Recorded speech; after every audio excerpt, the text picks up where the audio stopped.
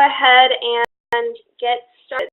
So thank you for those of you who have tuned in today. We're going to be doing the pre-departure orientation. Normally this is a session that we do in person at the hotel, but we just decided it would work out better and be a bit more of a restful day for you when you get to DC to just do this orientation in advance. Taylor Carvalho is speaking. I've been communicating with all of you via email for the past several weeks, and I'm extremely excited to meet you next Friday in Washington, D.C. I'll start with a little introduction. This is myself up in the corner. I am Taylor Carvalho. I'm the Program Associate for WiSci. Over here we have Carrie. She's the Program Manager. We have Amira Nelson, who is the Care Director, and then we have Loren Ettinger in the corner, who is the Program Officer for the program. For us, we have Bailey Lucien, and we have Lucio Ortega. And counselors in the camp, we have Eleni, Galila, Hilda, Justine, Aislene, Lisa, Betty, Lindy, and Raven. So those U.S. counselors at the bottom are going to be the two who are from your country. We're going to go ahead and do virtual introductions. Carol, can you pull the list up? Thank you. What we'll do is I'm going to just call from the list of U.S. girls. I know not all of you are here, but when I call your name, if you can go ahead and the way that you unmute is right next to your name. There'll be a microphone, and you can click on that button. It can then say your name. If you have like a preferred name instead of your legal name I call you by, please let us know that. And then if you can answer one of these questions. So either if you were a superhero, what would your superpower be? Or do you have a seen superhero who you admire? So we're going to go ahead and start with Alyssa Kemp. If you can unmute yourself and introduce.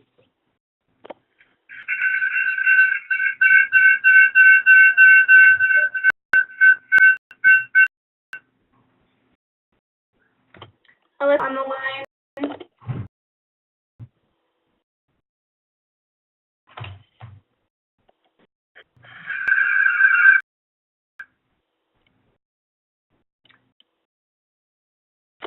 I am using the chat function on the side. I see that you've called in, but we're unable to hear you.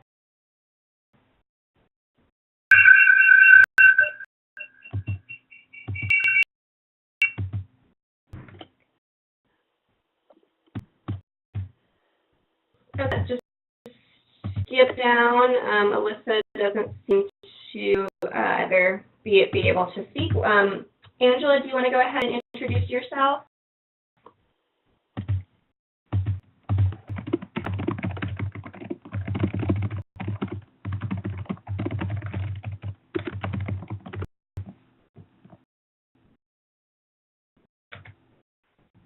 Alyssa, I just hit on Alyssa, unmute on your microphone on my end, so you should be able to speak now. Can you hear? Yeah, I can.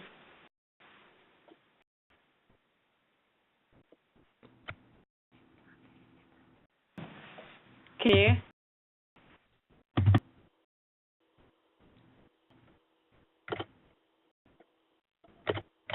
Okay, so we're having some technical difficulties, so we're just, I think we'll just start and we'll do these introductions at the hotel. Okay, with everyone.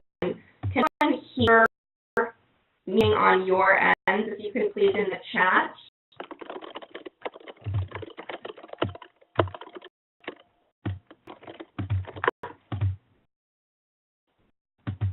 Okay, you can hear. Sorry, new software for us as well, so we are kind of learning to use it with. I'm going to skip the introductions, and Taylor will lead these at the hotel with you all. So this is a little map, and all of the stars are where you all are coming from. So you can see there are girls from all over the United States, which is really, really exciting. To go briefly, what we'll be discussing in this webinar, talking about your DC overnight and travel to Namibia, a bit of cross-cultural communication, cultural adjustment, critical photography, and getting the most out of your summer. So hold on, Shakira can't seem to still hear me. Shakira, if you want to try to, instead of using the computer, calling in on the phone, that's an option. And if not, if you can just follow along with what's on the slide, and this is also being recorded, so we can send it out to hear the audio after. 15th, arrival in DC. All campers that are traveling from outside of the DC area will be met at the Dulles International Airport by World Learning staff. This will either be Taylor Carvalho, who you've been communicating with, or one of our colleagues, Deanna Wertheimer. Deanna's not a part of the WiSci team, but works on other youth programming at World Learning, and she's off help assist Taylor with regional arrivals. So when you either meet Taylor or Deanna at the Dulles Airport, you'll then travel with one of them via shuttle bus to the Hyatt Place Dulles Airport Hotel, where you're staying overnight before your flight on the 16th. From the DMV area, we'll meet Taylor or Deanna at the hotel between 5 and 7 p.m. to check in for the hotel and for dinner that night. So please, if you are from DC, arrive by between 5 and 7 p.m. on June 15th. You need to provide your domestic baggage receipt for one bag up to 50 pounds to Taylor to receive reimbursement in U.S. dollars. We're not able to reimburse you if you do not have the receipt. We have to, for our financial procedures, have receipts, and she'll have to sign. You'll do a little sign-off cash change. At p.m., once everyone has arrived, we'll be having a nice casual pizza dinner, so that will be with Taylor and Deanna, and possibly some of our colleagues from the State Department who are from the office that runs and works on the WiSci program. They're called the Secretary's Office of Global Partnerships, and work with the at the State Department to promote partnerships between the government and the private sector. You guys will do some icebreakers, chit-chat. It'll all be very informal, do your introductions. And between 9 and 10 p.m., you'll have quite an hour in your room. This is something that will happen every night at camp between 9 and 10, and we'll specify if it's later. You'll have time to do quiet activities by yourself in your room, non-social time, so this would be a great time to read a book or watch TV or get to know your roommate, take a shower, whatever quiet activity, just staying within your room. At p.m., Taylor will come around and do bed check, which is just to make sure everyone is in their rooms and in the room they're supposed to be in, and we'll call that lights out. I know for some of you that may be kind of an early bedtime per se, but you'll have a very early flight the next morning, and during WiSci camp, your day will be packed, so I'm sure you will be ready to pass out when 10 p.m. rolls around. And you really don't have to fall asleep, but when the light should be off and you should be in your room.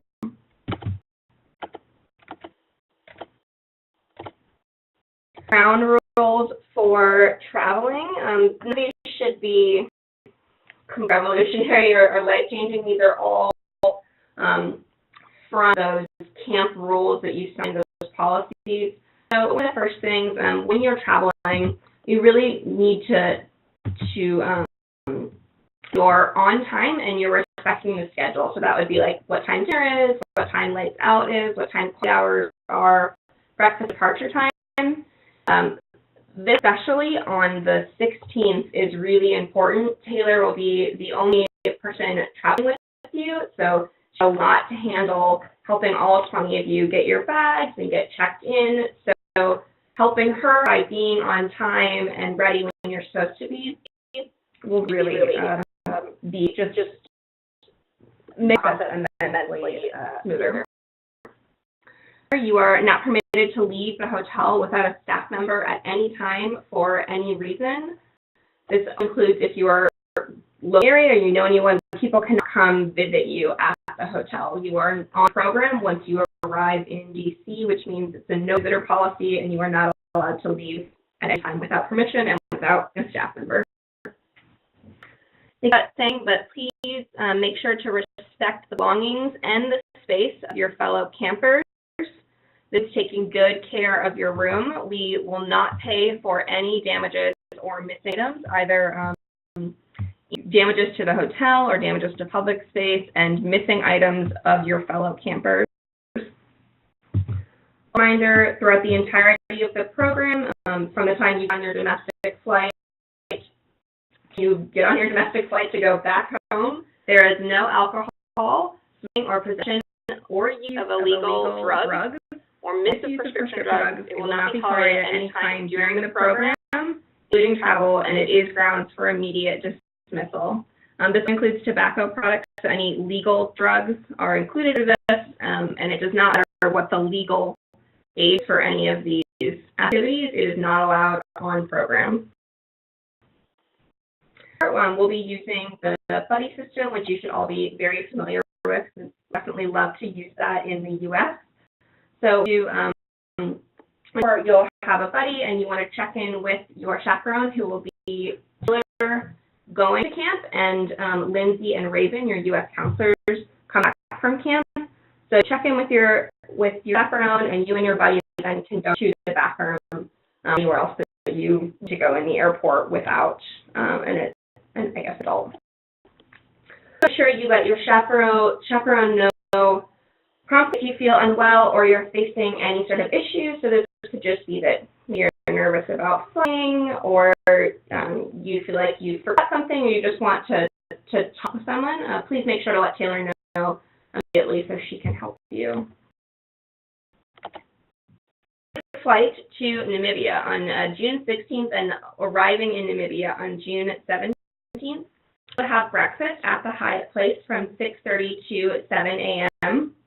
You come down and go to breakfast at leisure. You don't have to be at 6:30 if you'd like to have like a quick bowl of cereal and a cup of coffee, and you're welcome to go downstairs and get breakfast and bring it back up to your room.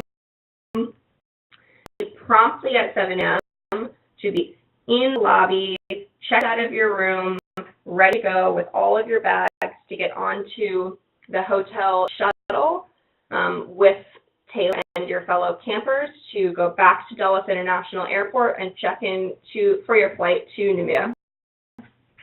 Between 7 and the time your flight departs, which is 11 a.m., there'll be enough time to get all of your luggage checked in. There are often quite long lines at the Ethiopian Air check-in counter, so that'll probably take a while.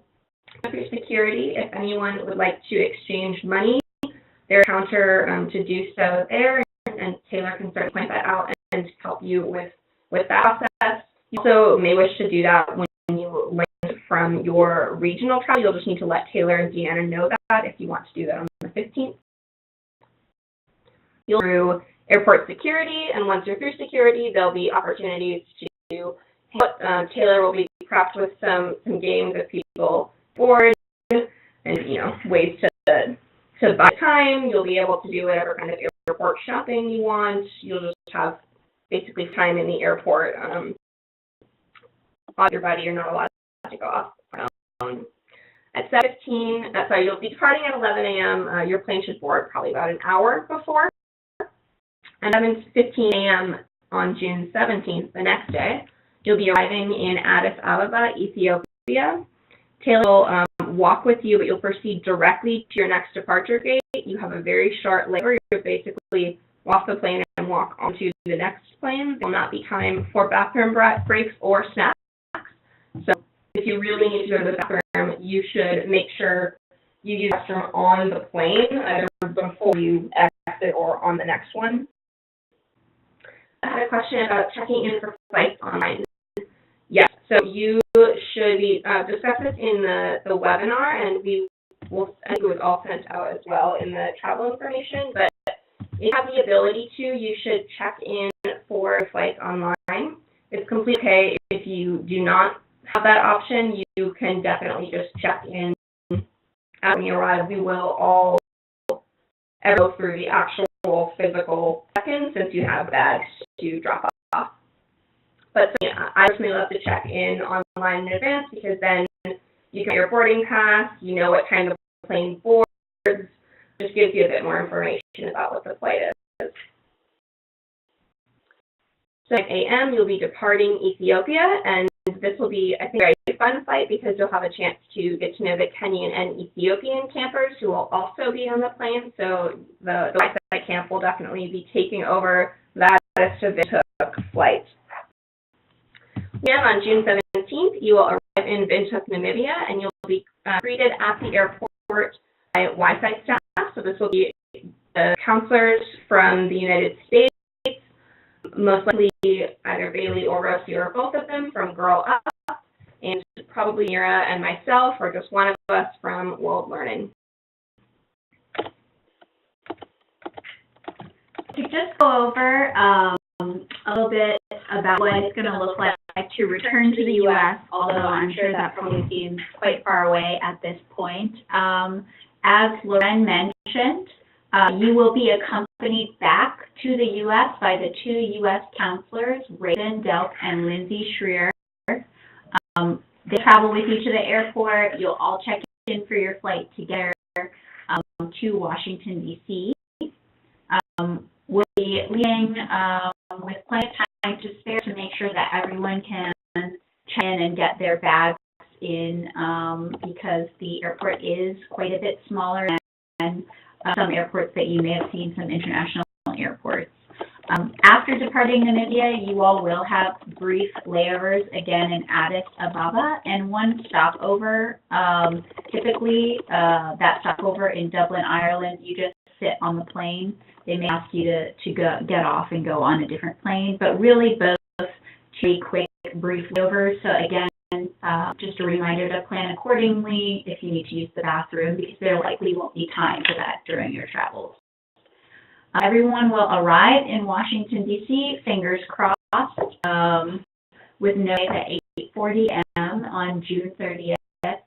And at that point, you will all pass through U.S. Customs and Immigration and collect your checked bags because you will have to check in again for domestic flight. That is a separate itinerary. Point, the Washington, D.C. area campers, you'll kind of exit the Immigration and Customs area. Please arrange for your parent or a legal guardian to pick you up directly from the airport. And the rest of the counselors and the campers who have domestic flights will proceed onward to check in for their domestic flights. Remember to keep your receipt when you are checking in for that return flight home. These counselors will have funds available to reimburse you, but they will need to collect your receipt.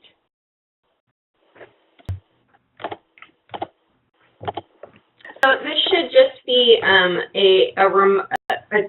this should just be information that you have already heard from us multiple times. I will very quickly go over it. Again, this is all a guidebook. This was talked about in the webinar, so if you need a refresher, I would recommend listening to that recording or looking over your book again. So that's what you should bring with you when you travel are, first and foremost, your passport. I put it on my desk.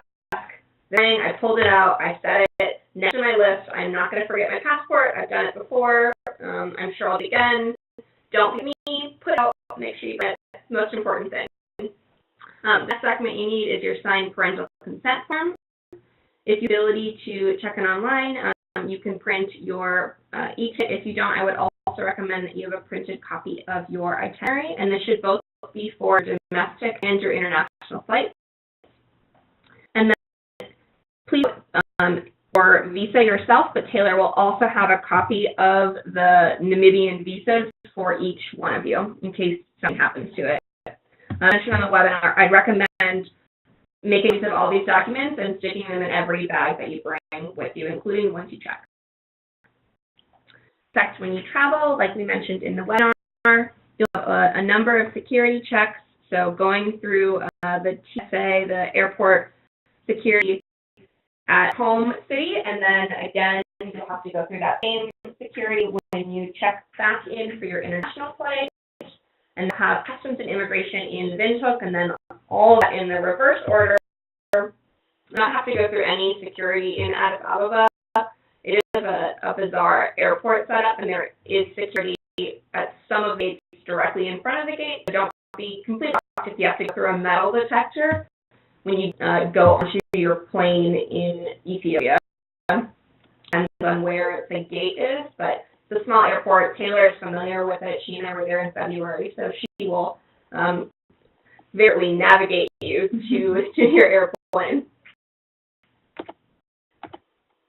And we've gone over before, but you'll have very limited opportunity to go off campus, but you still may want to have a small amount of money to purchase souvenirs. There will be time to purchase some crafts at the end of camp. You also want some money for spending in the airport. You can buy a magazine or that kind of thing. No ATM or bank on campus at Nest. The cash that you need, either U.S. dollars, Namibian dollars, or South African rand, will need to be either at the airport in the U.S. or at the airports in Namibia. Again, and Namibian dollars are both accepted, and I don't want to rely on using your debit or credit card. Most debit and credit cards also charge international fees unless you have a card that's set up specifically for this. I also recommend if you plan on pulling money out of the ATM in Namibia to call your bank and let them know that you'll be traveling to Namibia and check what their international ATM fee is. It's usually somewhere between 1% and 6%. And it's helpful just to let your bank know that you will be traveling, just in case you do need to use the ATM so that it does not get flagged as a fraudulent attempt to take money out of your bank account. So just before you go, a few health reminders. We will be sending you all an email with information about the health insurance plan that you will be enrolled in as part of your participation in WiSci.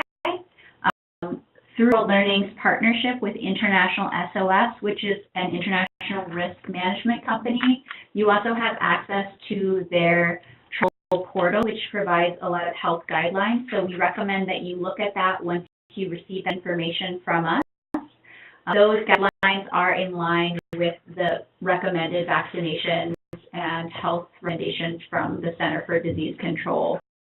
If you already, we do only encourage you to talk with a doctor regarding what recommended vaccinations your doctor would like you to have, as well as to refill any necessary prescription medications. Make sure that you bring enough prescription medication for you to take the entire camp, as well as travel days. And we recommend that you bring a couple more days of additional medication just in case there are any unforeseen travel delays. Shout out if you have a life-saving medical device, like you have asthma and you have an inhaler, or you have an allergy that requires that you have an EpiPen on you, please remember to bring 2 of those items. This is just so that if you need to use one while you are in Namibia, you have a backup, because it may be hard to secure a refill in Namibia depending on exactly what type of device you have. We are hoping to make this section a little slightly more interactive. I know many of you, from looking at your applications, that many of you have traveled abroad before, and we're very excited to welcome you to Namibia and be with you during that new experience of exploring a new culture and country. I also know that you have not traveled to other countries before, so we do want to go over a little bit of information to get you thinking about cross-cultural communication and traveling to another country. You might have had a chance to talk with some people in your family or other people, your friends, other people in your community, and we're really honor to be part of your journey of experiencing a new country for the first time. WiSci, as I'm sure you know, brings together girls from 5 different countries: Namibia, Ethiopia, Kenya, and Swaziland, which is now also known as Eswatini. It is a really great place for that reason to learn about people from different countries. So you'll be in Namibia, but you'll be interacting with people from all over the world, and also volunteer trainers who are coming from many different countries. And we all come to camp with different life experiences and different cultural backgrounds. And on top of that, everyone has their own personal preferences. Culture, I'm sure many of you have learned about it in your in classes in school, or you may have a general idea, but just to set a common definition for us all, it's a shared set of values, attitudes, beliefs, and behaviors which are widely held by members of a group. So the country, it can be a religious group, it can be an ethnic group, and different people from different socioeconomic backgrounds also have shared cultures much of the time. So we encourage you as you prepare to go abroad to Namibia as part of WiSci to think about your personal culture and what that means, as well as the larger culture of the U.S. and how it may or may not be different from the cultures of the other countries where WiSci brings participants. Traveling abroad is a really great opportunity for you to learn about these different cultures and to learn about yourself. Part of the iceberg definition of culture. Again, chat function, make sure you hit send to all participants. I think it might default to host only, but change send to all participants.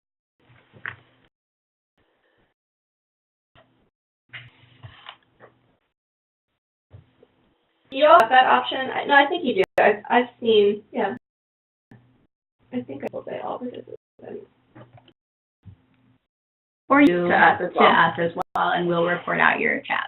All right, so it sounds like nobody has heard of the iceberg or the bell curve of culture. So culture, I talked about it being a shared set of values. A lot of times when you hear about culture, you think of things like, for example, national dance, or how do people dress. People in the U.S.,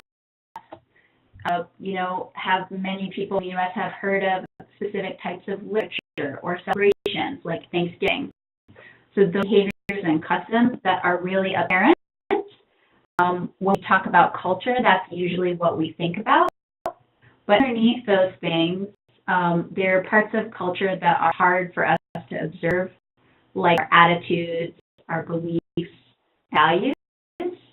When we enter a new culture, initially we only see the most obvious parts of that culture that are different. But once you spend more time with people from these different countries, you'll be able to identify different beliefs that they might have that are different than yours, or different values.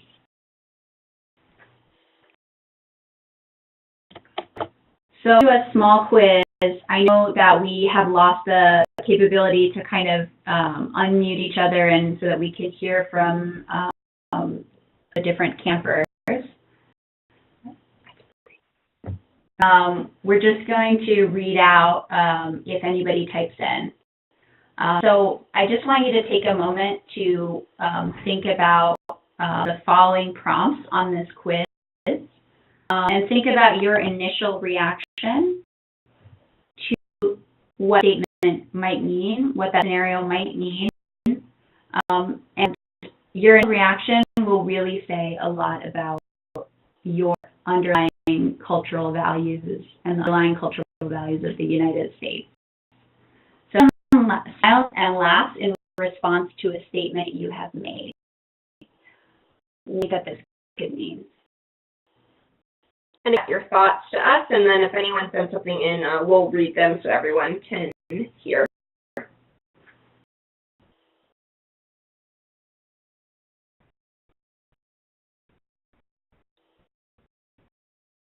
So if he smiles and laughs in response to a statement that you've made, what do you think it could mean? It's classroom style, and I can call on you if you would like. There's no wrong answer. Said that means that they're all really listening to what I'm saying. Mm-hmm. And Alyssa said someone may have not understood what you said. Those are great answers, actually. My first reaction was, oh, they thought that I said something funny. Yeah, so also says depends if I wanted it to be funny, or if it's not, then like what's wrong, which I totally am with you on that too. It's really hard to say if you don't think you're funny and someone laughs. That has a lot of, makes you feel a certain way. This is kind of what I mean by underlying values of culture. When you about what types of jokes people laugh at, that's not the first thing that you think about when you say, what's your culture? But what people find funny has a lot to do with the values in their community and in their country. If you've ever tried watching a comedy movie from another country, you may or may not find it particularly funny. So let's skip down to the last one, just to keep time. You've been invited to have dinner at a friend's house. After the meal, the person sitting next to you lets out a large burp.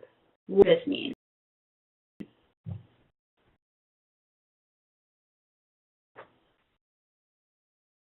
Thoughts on what that might mean, or what your reaction might be to the person who burped?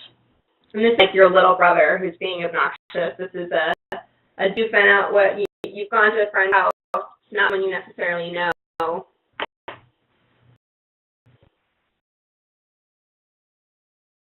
At all.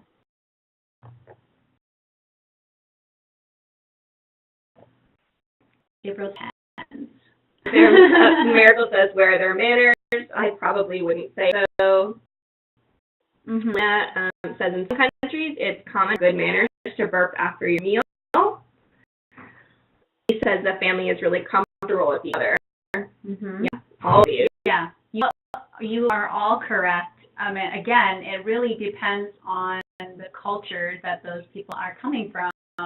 In some countries, it is common or good manners to burp after your meal because you're saying, wow, that meal was so delicious. I couldn't stop eating, so now I need to let out a big burp. Or it could mean maybe that person, although you don't know them, is a really close friend and they're just a family group that feels comfortable, with bodily functions. Or it could mean that person, but he is from within the same cultural background where it is considered rude to burp in front of others, and that person just doesn't exactly have the same understanding of manners as everybody else in that cultural group. As examples to get you thinking, as you prepare to go to Namibia and you interact with people from many different cultural groups and different backgrounds. I know you all probably are already thinking about this already, but to consider what somebody's actions may or may not mean, meaning given it to it by the person who does the action, for example, the person who's saying. There's also a meaning given to it by the person who observes the action. And sometimes those are the same, and sometimes they're different. As you can see from the picture, one person is interpreting the smaller person down on the right looking down as that she's lying. But there could be plenty of other explanations, like the person is shy, that explain why she's not making eye contact. So you're going to have all of the answers about what does this mean or what could this mean. What's important is to just keep possibilities open and don't be afraid to ask questions. And you might ultimately disagree with another person's ideas or their values, but it's important to have that open mind and be respectful. So I put here a few called dimensions of culture that are are common ways to evaluate different cultures against one another. Obviously, not everyone from within the same culture is the same. Everyone has their own personal preferences. For example, if you had a national meeting of the United States at 9 a.m., I guarantee you that people, I mean, maybe a large number of people, because Americans are known across the world as being very focused on time and timeliness. I'd say probably a large number of people show up at 9 a.m., but I guarantee you there will be some people who show up 15 minutes early, and there will be some people who show up 15 minutes late. So along the same lines, these dimensions of culture, they don't apply to everybody the same way. So to go through them, there's individualism versus collectivism. Overall, U.S. culture is known to score highly on the individualistic side.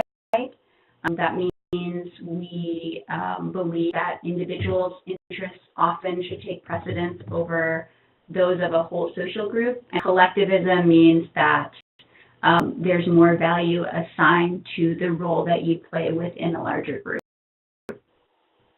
So, if every person was a star in the sky, in individualistic culture, it'd be really important to be the North Star, so the biggest, brightest star.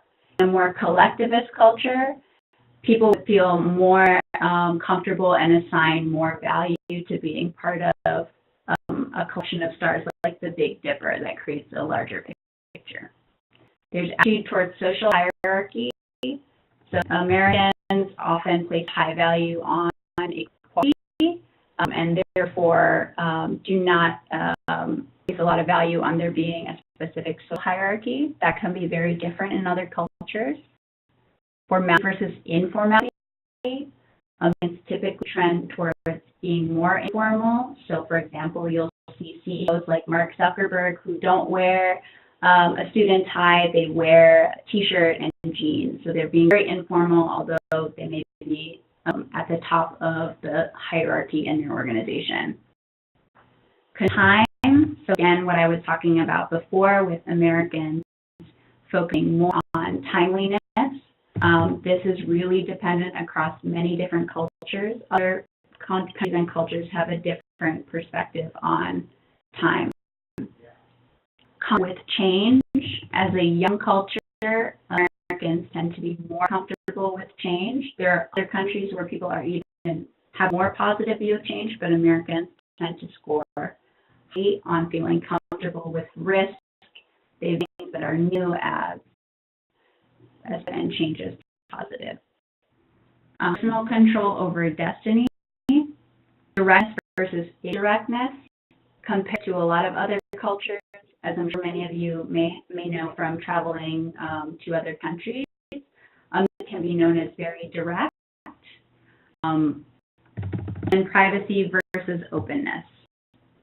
Stands on the spectrum tend to be based on your personal preference, but in the U.S., many people place a high value on privacy of certain types of information, like your weight, for example, or your income. Those would not normally be questions that you would ask somebody that you just met, because those are considered private.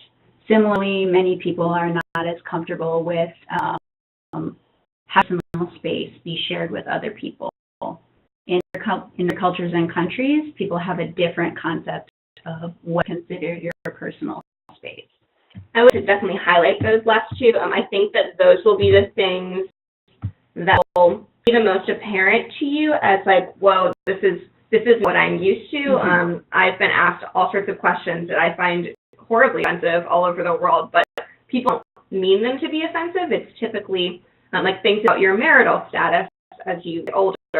It's typically just a question in that culture. So this is sort of a kind reminder to put in the back of your head that if someone asks something that you don't think is appropriate, that they're not necessarily trying to be rude, and you don't have to answer those questions. You can totally say, you know, I really feel comfortable telling you about my boyfriend or girlfriend. That's really personal. Or you can also say, great, you know, let's have a conversation about this. But don't let it off-put you if someone is really direct or asks you something that you would never ask about in the U.S., because it will definitely happen. Not necessarily at WiSci, but in your traveling life as you go on.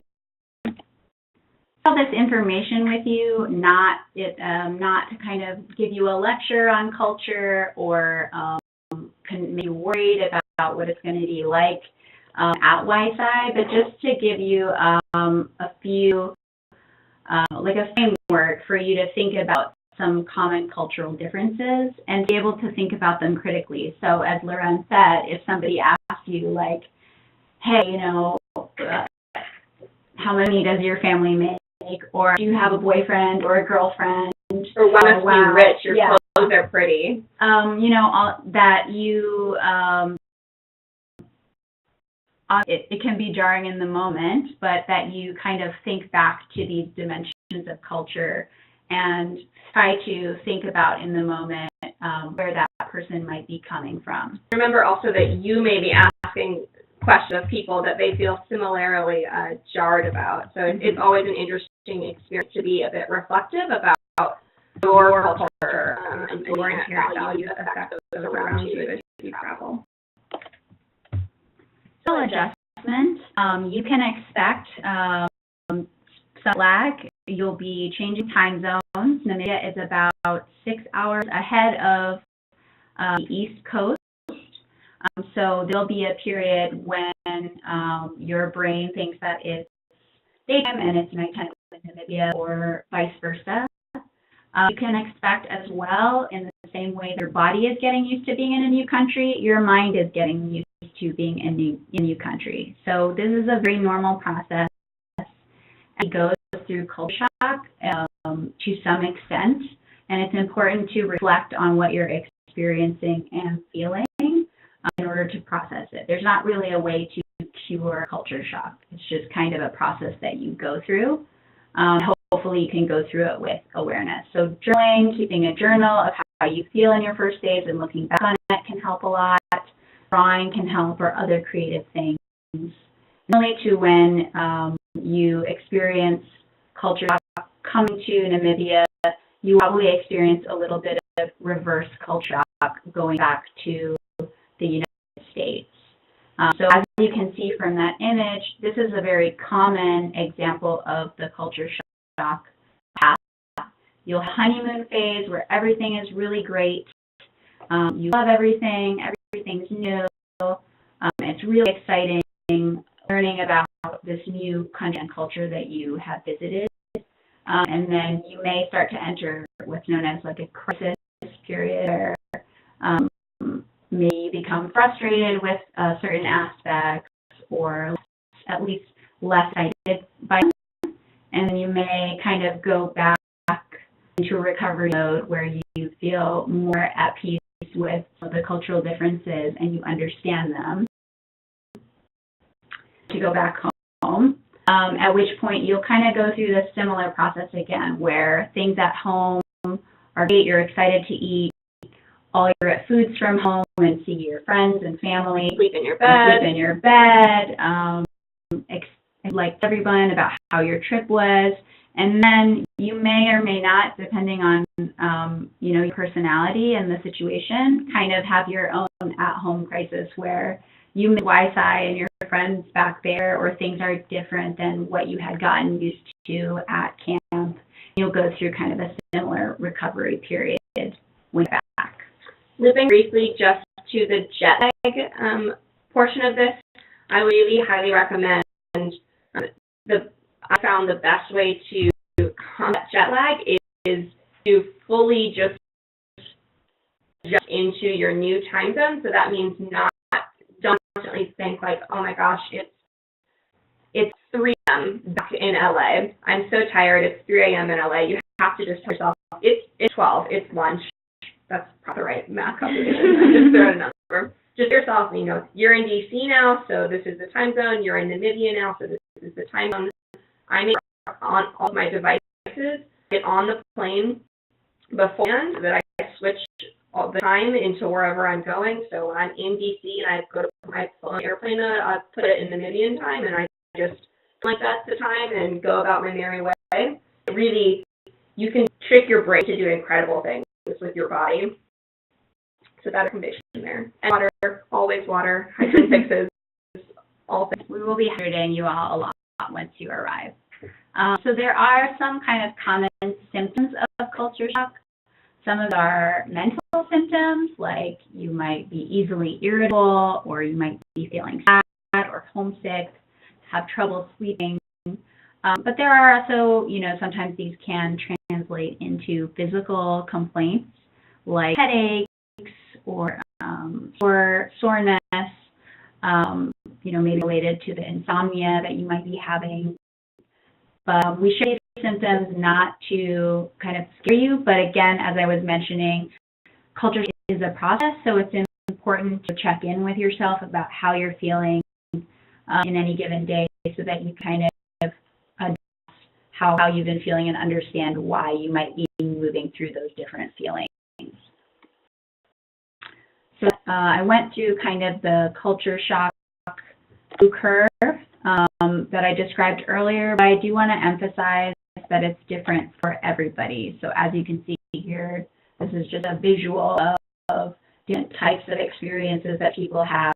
Some people, have a pretty positive experience the whole time, and they only experience a little difference between how they feel at the beginning of the trip and how they feel at the end of the trip. Some start out, it just depends, feeling like everything's different, I'm not a fan, they like the food, but then they pretty bounce back and have a great time for the rest of the trip. And so it's just very different for everyone. I want to emphasize that there's not a right way that this should be going or a right way that you should be feeling. You move between different phases, or you can go through your whole trip without really experiencing a very negative or positive, so to speak, phase.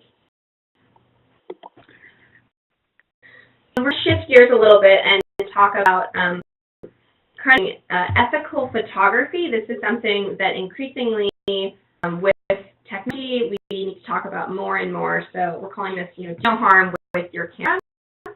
So traveling is such a powerful tool to teach you and people who do not have the ability to travel up the rest of the world is, and a big portion of that is obviously through photography, because it is such an excellent way to capture experiences and share it with those around you and to capture your memories for the future. You'll see I have a massive camera. I'm a photographer. I graduated was in AP Art for studio photography and just a crazy little shutterbug.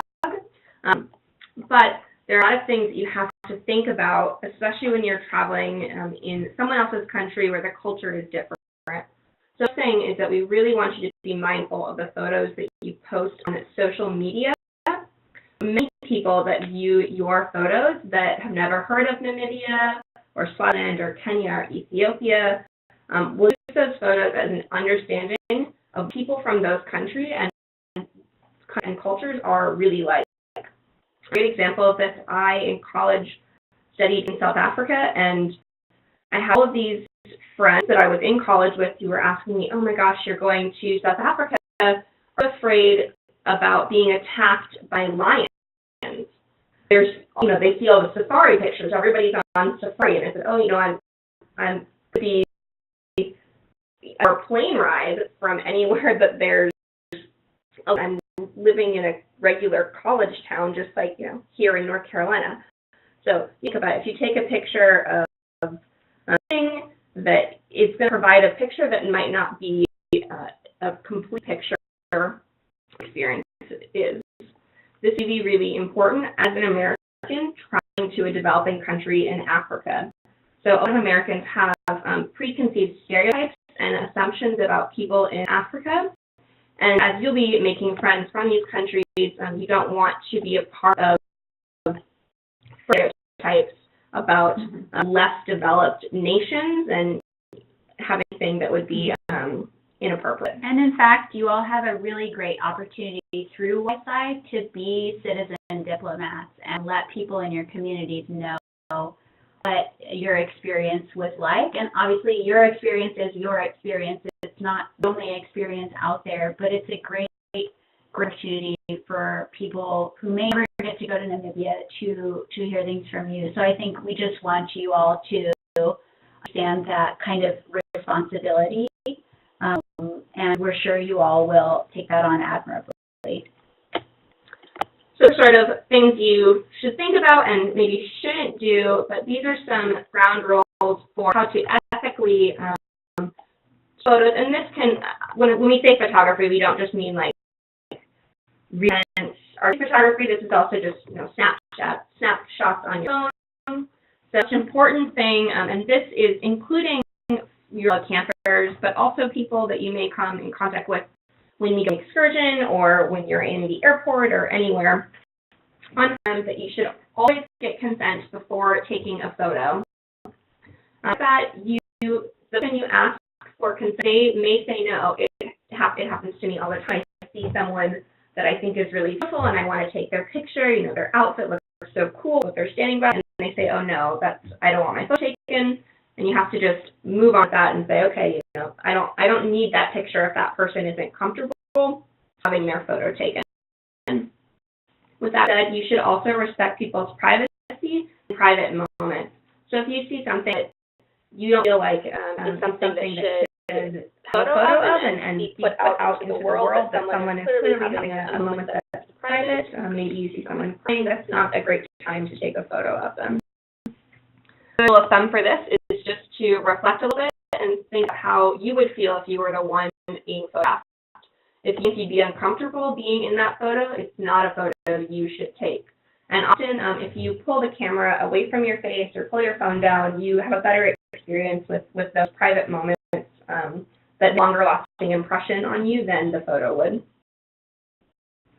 A way to let everyone back home or anyone that sees your photo have a better understanding of your picture is to use captions.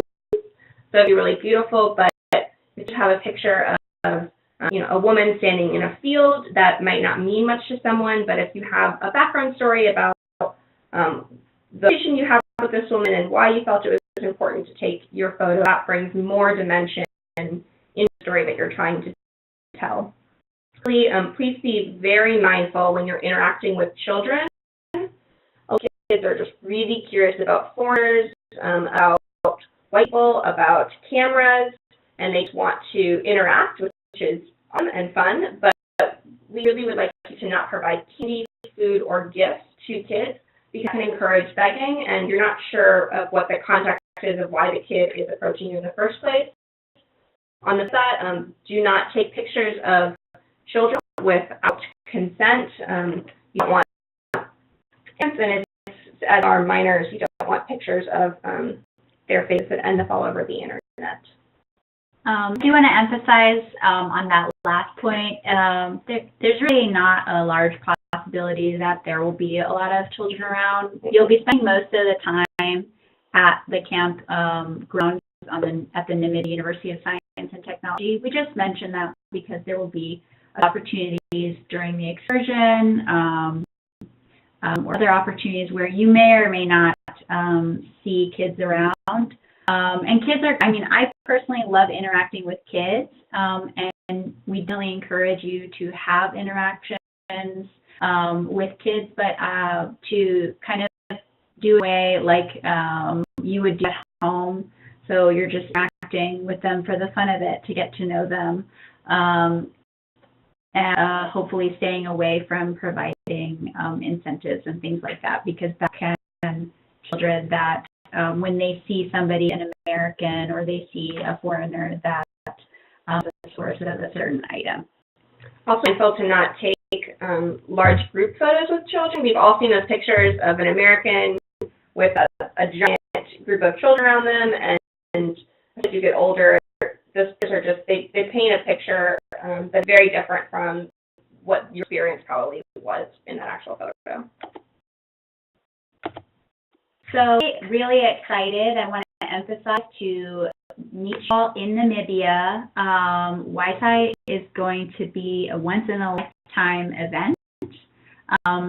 And we have seen campers from previous years come away with lifelong friendships. So a few tips for get the most out of your summer. There's going to be a lot packed to the schedule, lots of different activities, curriculum with Google, Intel, and NASA, which is really exciting. We'll have a movie night, and there will be those cultural opportunities for you to have culture nights. So as we through that, there's going to be a lot of activities set up for you, but we encourage you to take responsibility for your own learning. So really think about, what do I want to learn? What do I want to get out of this camp? And take a few moments to think about that before you get on the ground. Part of that is asking questions. So asking lots of questions in class, taking the opportunity to talk to the staff from Google or Intel or Girl Up, and to learn more about them and what they do. And then also, after those long days, to take a few moments for yourself to reflect.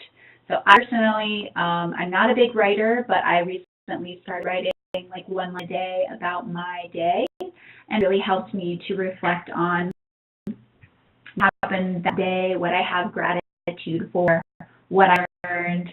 And it's been really enjoyable to look back over my own personal journey, even though it might be something very simple about my very boring life that week that was not in Namibia at WiSci Camp. So be present as well.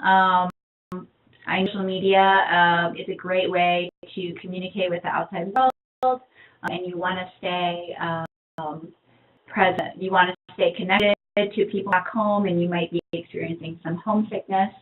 It actually can help your overall experience at WiSci to try to minimize some of that social media interaction or being on very long calls with family members. We encourage you to be in touch with family, but sometimes having a really long call can kind of pull you out of the mindset at camp, and it can even be harder for you to get back into the groove.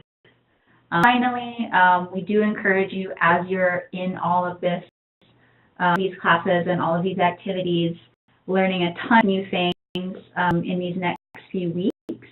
Think about how the things you're going to be learning apply to your life back home, and they may be very straightforward. It might be obvious to you how it applies. For example, you know about, for example, at WiSci and decide, okay, I definitely want to do this in college, or it might be something,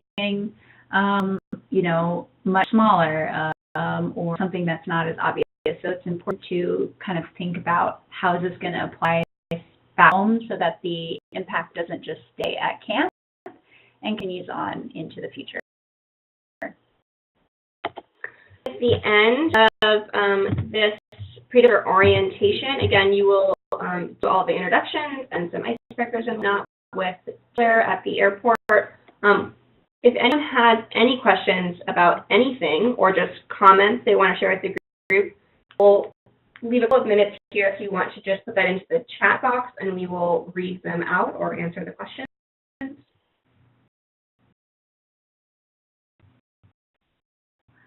again, 3 minutes. So we sit here for 3 minutes in silence, or I'll do questions or comments. What food will we be eating?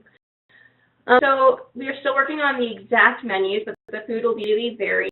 It will all be coming from the cafeteria at the university. So everyone's dietary needs will be accommodated. The food in Namibia is called very meat heavy.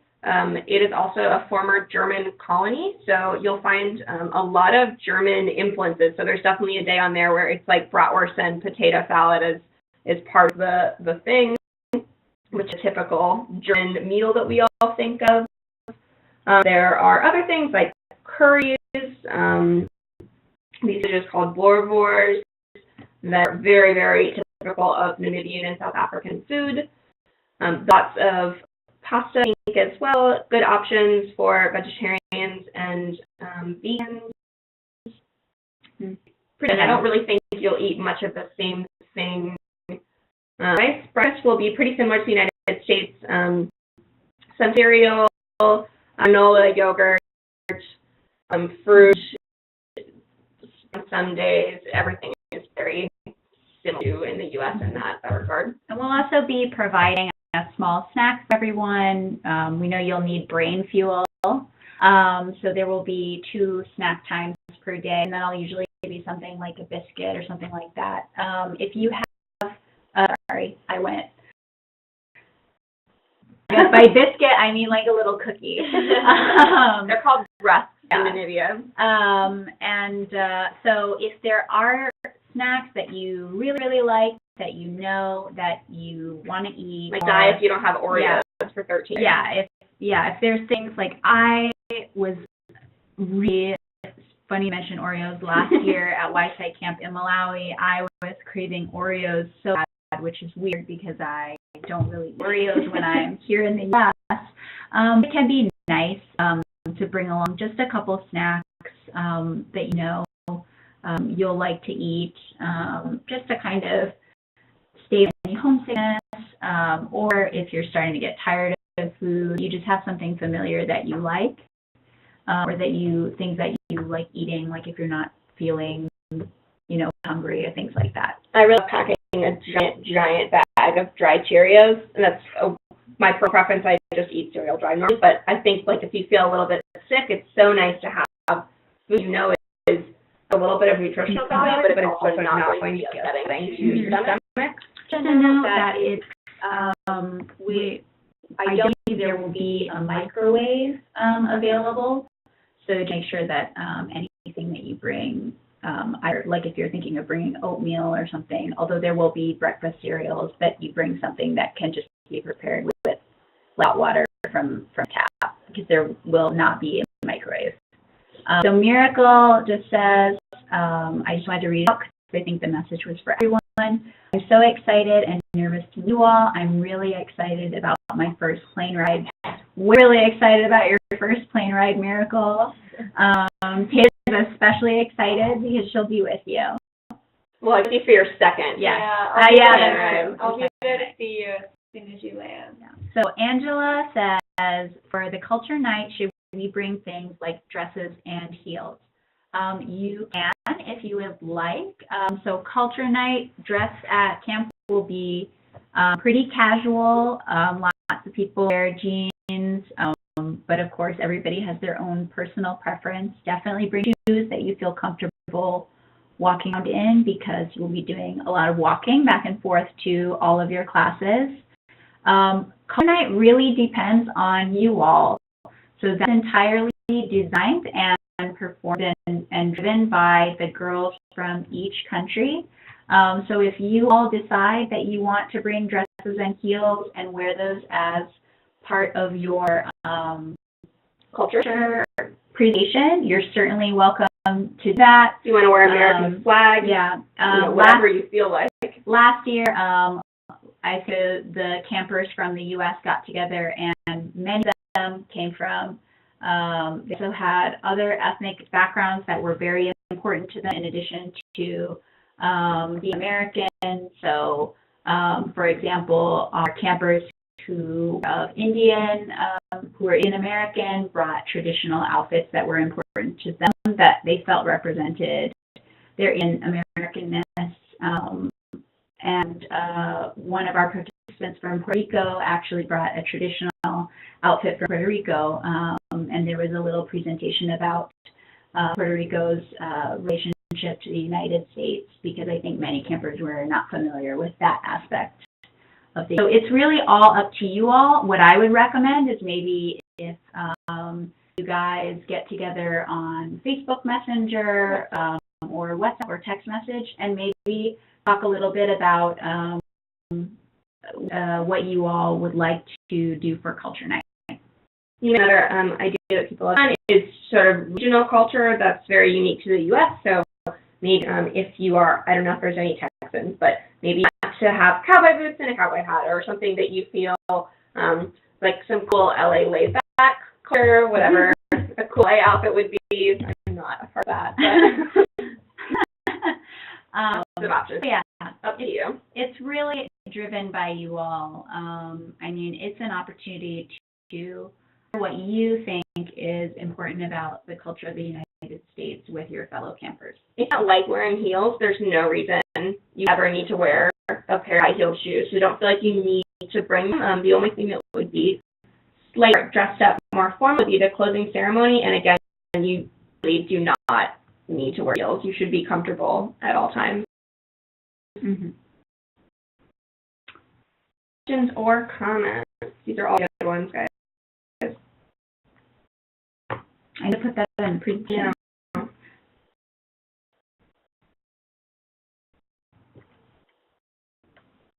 1 minute Mm-hmm. for other have any- ruminating thoughts floating your brain.